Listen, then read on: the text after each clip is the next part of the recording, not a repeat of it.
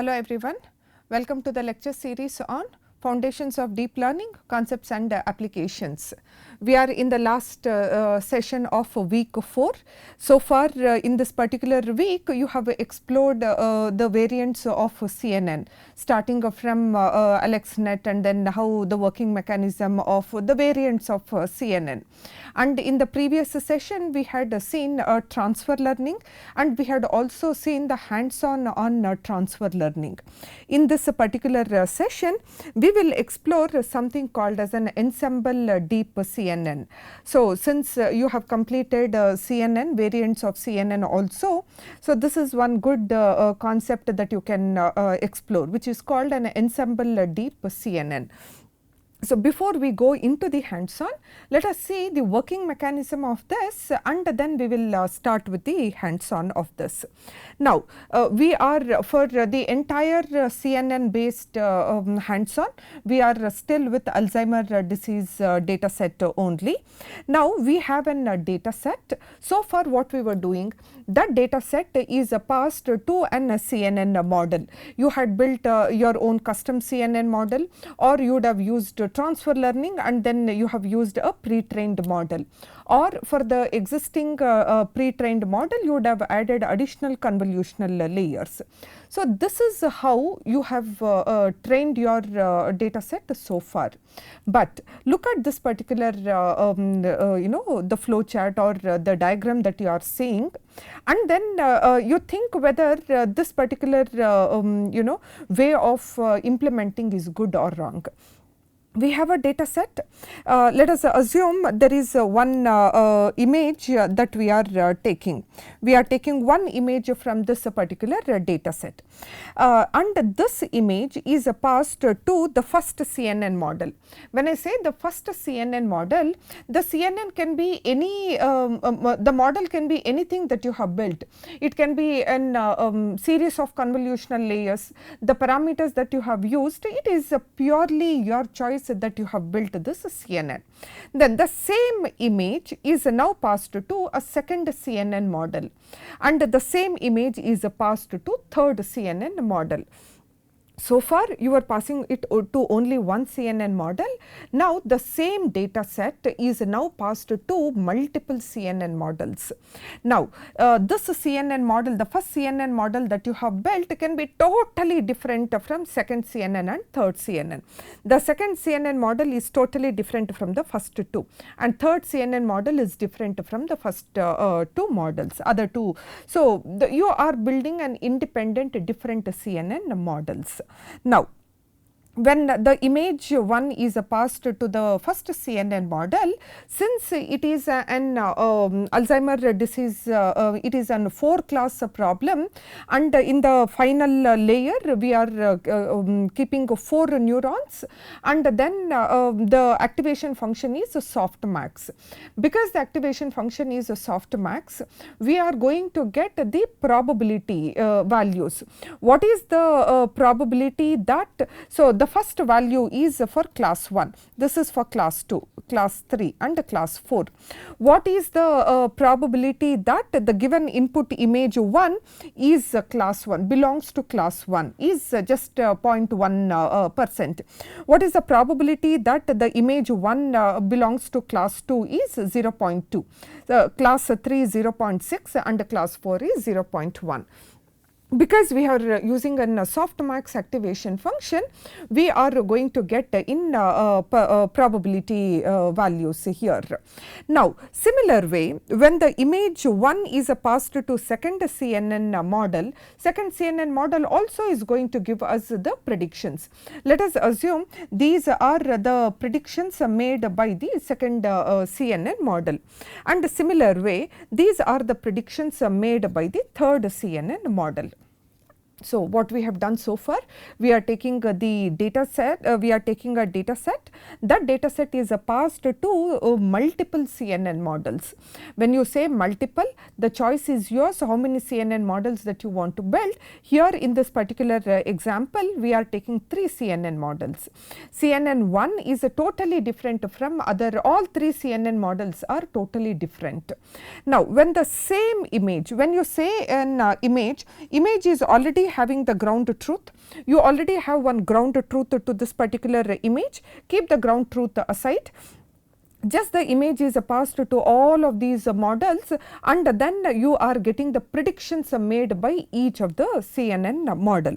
So, once you get so far, now what we are going to do, we are going to combine the predictions made by each of the CNN model.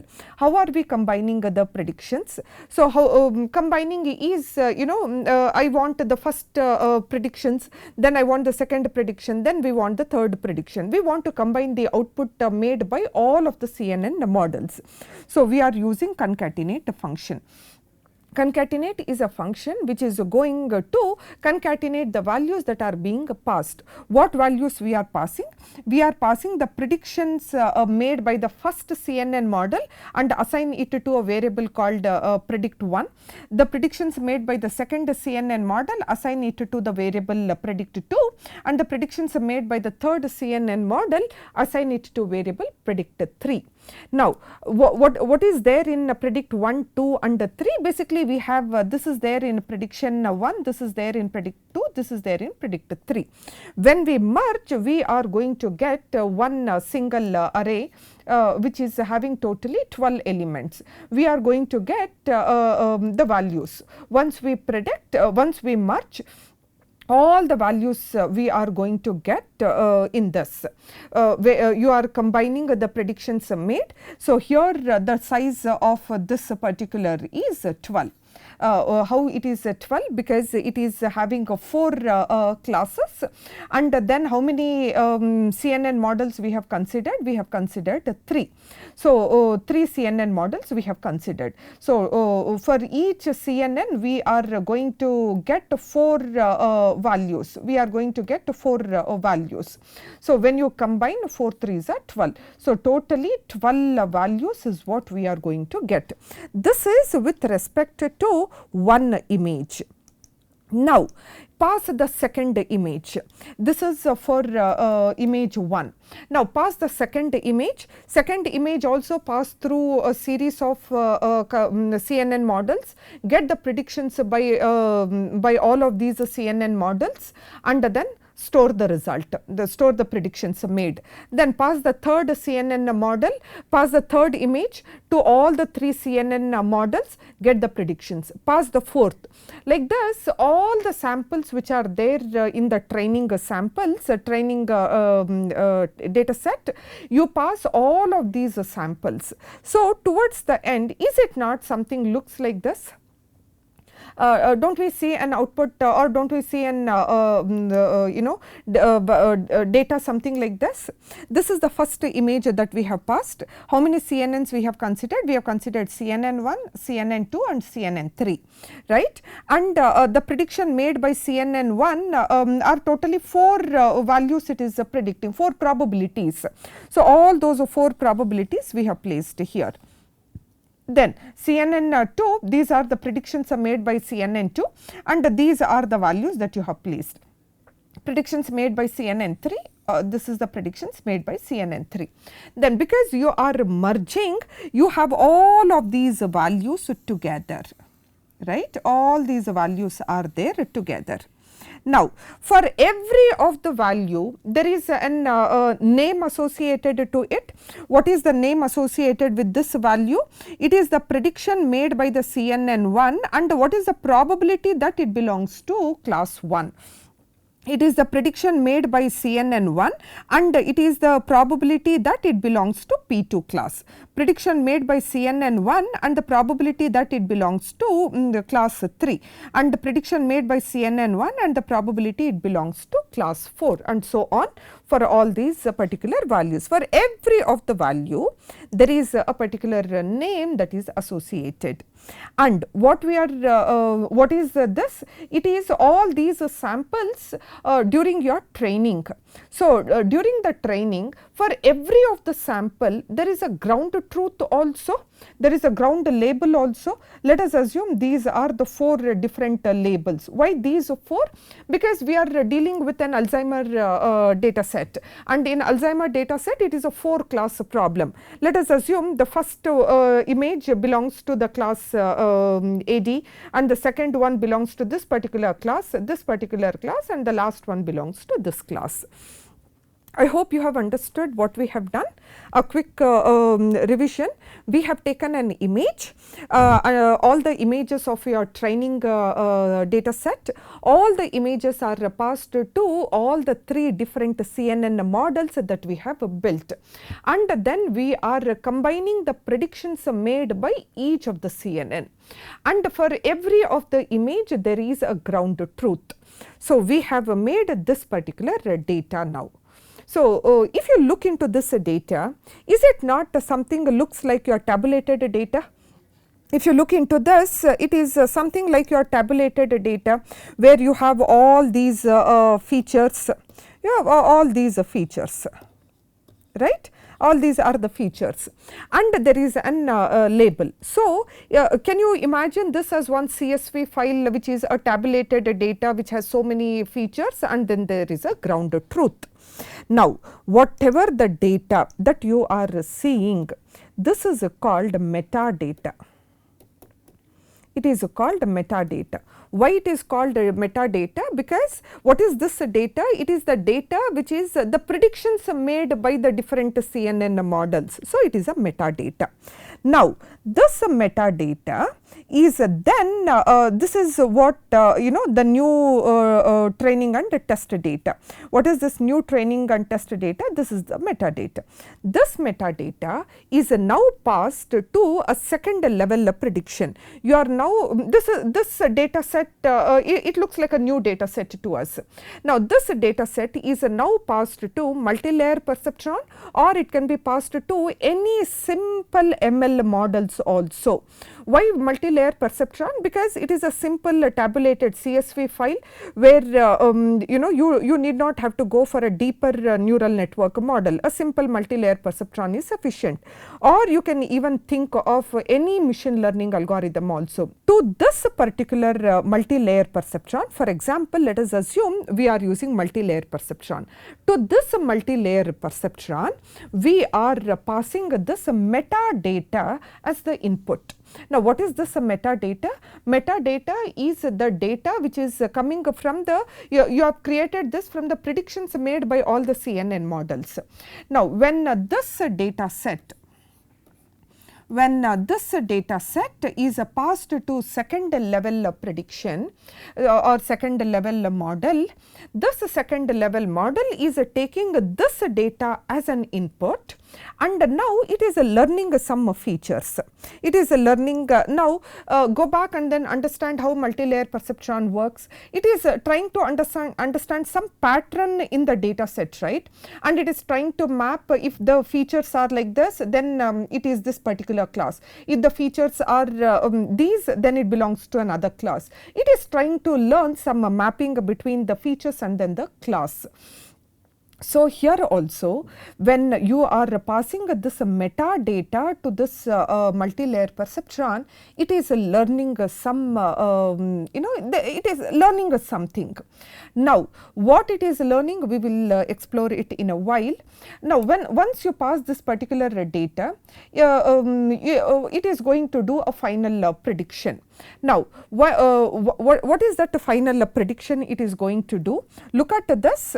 For example, if you look into this particular, it belongs to class 3.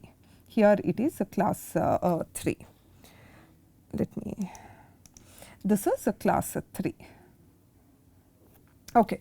Now, what exactly here, when a particular sample is passed to CNN1, CNN1 has given us a probability of 0.60, and the particular sample, when it is passed to CNN2, it has given 0.70, CNN3 it has given 0.65.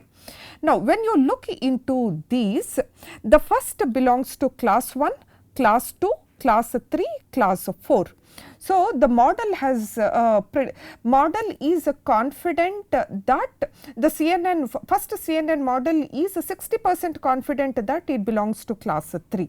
CNN 2 is 70% confident that it belongs to class 3, and CNN 3 belong 55% confident that it belongs to class 3. This is just an example that I am giving. There is nothing related with whatever the predictions that has made. If you want to connect it to this example, then it is 65. It is 0.65. Let us assume these are the predictions that it has made. Now, what is the final prediction that multi-layer perceptron will give? The multi-layer perceptron will enhance the performance. Why it enhance the performance? Already each of the CNN model is giving us 60% confident, 70% confident, 65% confident.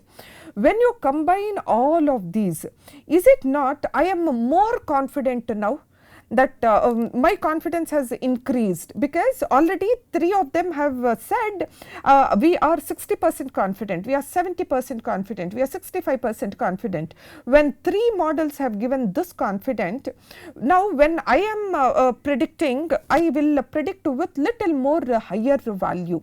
That is where we see that the final prediction will always be with stronger evidence. Therefore, from a second level, we are seeing that the confidence with which the model is saying that it belongs to class 3 is much higher. So, this is called an ensemble.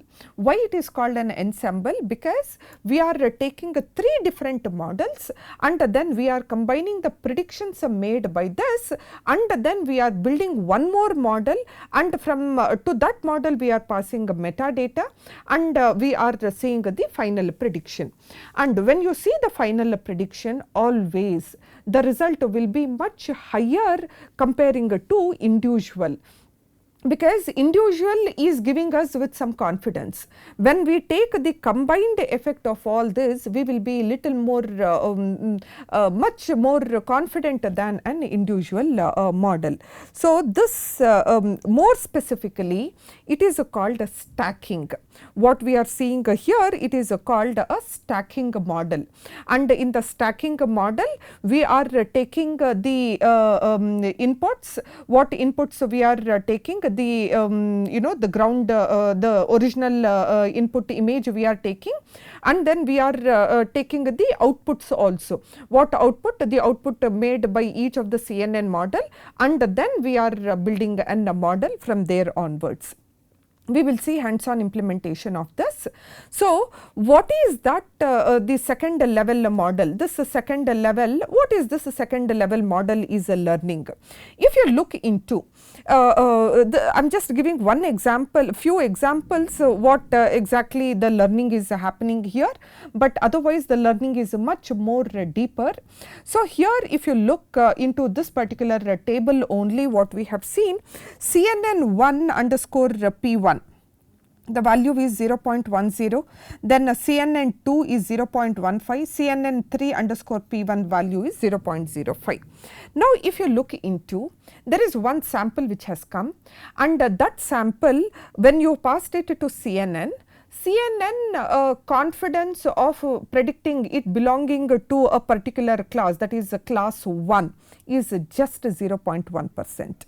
Then, when the same image is passed to CNN2, CNN2 confidence in predicting that it belongs to class 1 is just 0.15. When the same image is passed to CNN3, and the CNN3 confidence of predicting that particular sample as a class 1 is just 0.05. If you look into, all these predictions are very less low confidence. What is that? The second level meta learner or second level prediction model. What this is a learning. Now, from this all the values are low.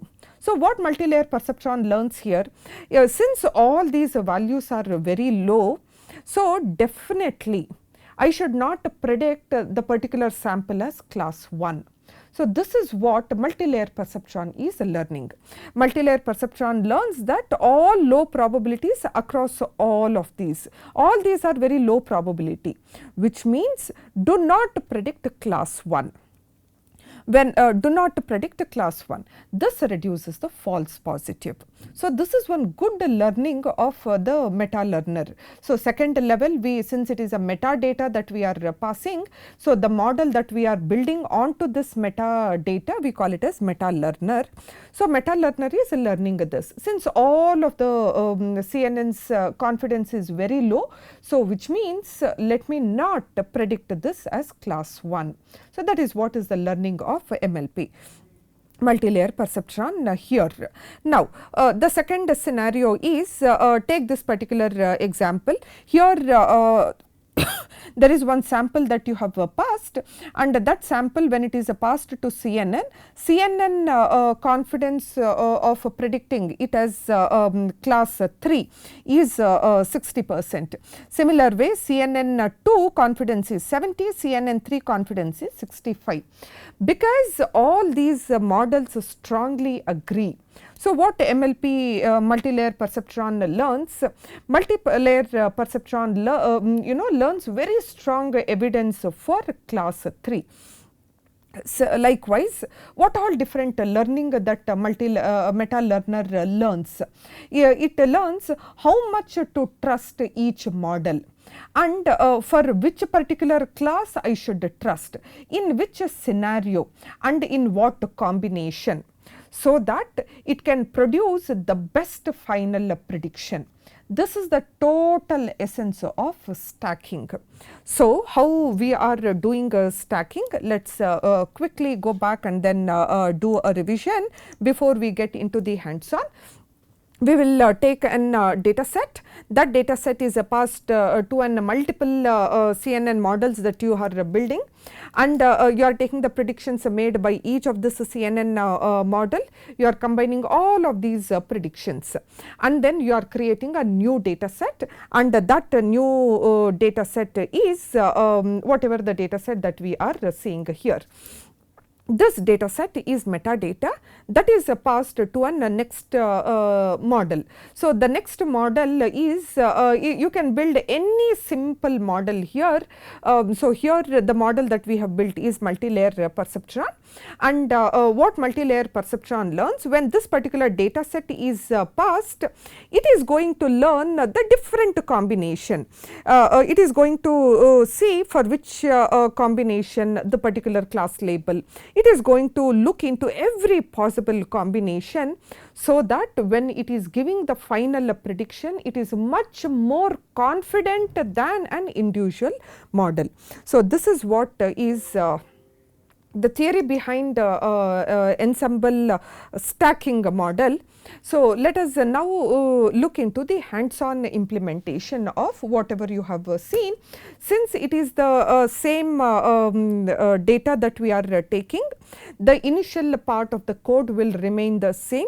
From the past, from the week 3 and this week 4, whatever the so far hands-on you have seen, we are considering an Alzheimer data set only, so that there is an uniformity throughout. So, because it is an Alzheimer data set, we are once again not looking into how to mount and then the data augmentation part at an initial level. So, all that you can refer to the previous hands-on, that is week 3 hands-on, you can refer to get those details.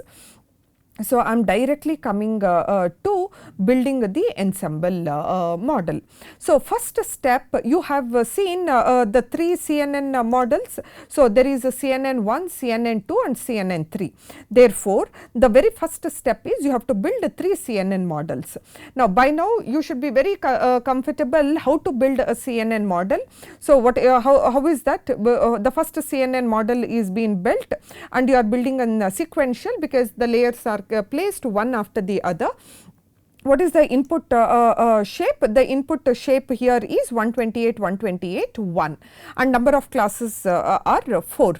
So, we are passing the input, then we are defining 256 filters, and the size of the filter is 3 cross 3. So, we have passed the first convolution, then pooling, second convolution pooling, third convolution pooling, fourth convolution pooling. So, we have totally defined 4 layers of it is 1, 2, 3, 4, 5. 5 different convolutional layers. When we say convolutional layers, it is convolution, ReLU and pooling. Towards the end of this, we are defining a flattened layer. And after flattened layer, we have built the dense layer. There is an dropout that we have placed, and this is the output layer. Number of classes here are 4 and activation function is softmax. So, once we have built the model, and why did we build this model only? There is absolutely no rule that it has to be a model should be of this. It is purely an programmer or the user choice. Here we have built this CNN model, and then we are compiling compile this particular model and then train this model. So, for training you will pass the training data, and it is trained for 50 epochs. So, you are building the first CNN model, and then you are compiling, and then you are training.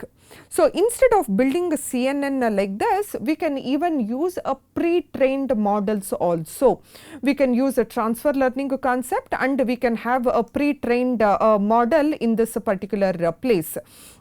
Instead of you defining a convolution, you can have a predefined pre-trained models you can call here.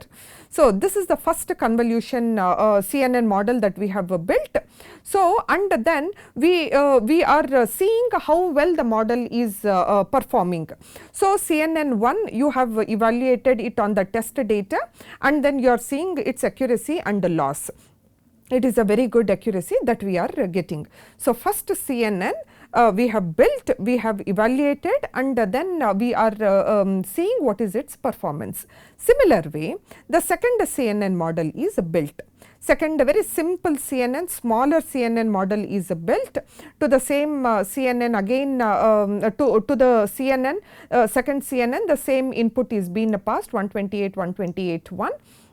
We are building a second CNN model, and the steps are same. You are compiling this, and we are training it.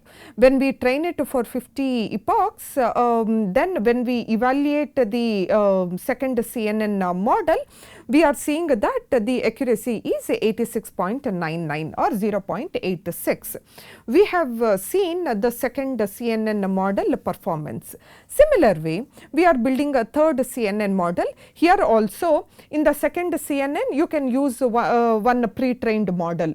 Now, for the third CNN, again we are building one simple CNN model with just 4 layers of convolution, and very simple dense layer, and we are compiling this model, and then we are training the model. Intentionally very small simple CNN models are built to show you the power of stacking ensemble concept. So, again train this model, compile this model, and train this model. We are seeing that the performance of this is 0.86. I am going fast here because all of this you have already seen in your week in the week 3 hands-on. Now, once you complete, look at what we are building. We have built 3 CNN models, and we have checked how these 3 CNN models are performing. That is all we have done. We have still not started with the stacking concept. Only independent models are built, independent models are evaluated, and we have seen that the models are good models that we have built. Now, what we are doing? We are building an stacking model. So, look at this, we are building an stacking. So, when you go for stacking, so for this, what is that you should pass? You are passing an input. What is input? 128, 128, 1. And what is that you are, there is some output that you are passing. So, these two are passed to a model here. Now, what exactly is a model? Model is just one API which is which is used in the Keras, and to this particular model we are passing some input and we are passing some output, so that it is going to build one neural network graph. So now what we are doing, if this is not clear, let's make it clear to you. To this particular model you are passing the input, right. Now what is the input? 128, 128, 1, and what is the output here? The output is stack underscore output. Go back and then see what is there in this stack underscore output. It is the MLP underscore meta, whatever the result that is been obtained from this is assigned to stack underscore output. Now what exactly? Let's go back and then understand. First step here is you are taking the input, which is 128, 128, 1. That 128, 128, 1, the input image is passed to stack underscore, is assigned to stack underscore input. That input is passed to first CNN model and you are getting the prediction of first. It is passed to second CNN model and you are getting the prediction. It is passed to third CNN model, you are getting a prediction. Now what did we do so far? The input is passed to each of these CNNs and we have obtained the predictions. So up till this part we have seen. Now once we get the predictions, what is the next step? You have to concatenate. So how is that you will be concatenating? Prediction made by the first CNN, prediction made by second CNN, prediction made by third CNN. All of these are passed and then you are getting the actual input is merged. The after prediction you are after concatenating you are assigning it to a variable called merged. This merged to what you are passing here, you are passing it to MLP underscore meta. Now what is this MLP underscore meta? It is an second level prediction model. So the merged data is now passed to the second level. What is the second level? Second level is this multi-layer perceptron that we have built. Now to this what are we passing? We are passing this whatever the data that we have merged. So the merged value is being passed to meta MLP underscore meta. Now what is this MLP underscore meta that we have built? We have built a sequential model. What model? It is a multi-layer perceptron. To this multi-layer perceptron you have to pass an input. Which input we are passing? Look at this, it is a meta underscore input underscore dimension, which is this 12. What is that 12? The predictions made by all of those three CNN and which is length 12, that is being passed to this as an input, right. And since it is a multi-layer perceptron, we have defined two hidden layers, and after the second hidden layer there is for the second hidden layer there is a dropout that is being defined. And how many number of classes are there? Number of classes here are 4 and activation function is softmax. So this is something what it is going to give us the prediction that is assigned to stack underscore output. So I hope it is clear. Then what we are doing, this entire for this entire model for this model function, we are passing input, we are passing the output, stack underscore output. Now this is called stacking, this entire is assigned to stacking underscore model. Now this you have to compile and you have to train it. If you see, you are training it, stacking underscore model dot fit. So when you train, you are going to take all the images of train underscore generator. So that is training data images are taken, though that images will have the data as well as the ground truth, label images and label, that is been passed to what it is been passed to this stacking underscore model. Now, when you take this stacking, when you compile and when you train this particular model, now all what you want to train is, you want to take the input, combine it, pass it to second level and train this second level on to this particular data set and get the predictions. This is all we want. Now, when you are training this second level model, ideally we do not want to train against CNNs. From CNNs, all what we want is just the predictions made by the CNN. So, we do not want to train once again the CNNs. Therefore, you will see that all the CNNs you are not training once again. You are making it as a false, so that you are not once again training. You have already completed this before. Each of the CNNs have been trained and then they have compiled and they have trained. So, once again you do not want to train them, therefore, you have made this as a false. Underscore trainable is a false. What is been CNN 1, CNN 2, CNN 3 models, you do not want to train them again. So, you made it as a false. So, once you compile and once you train the model, you are seeing that the prediction, the confidence with which the model is predicting is very good.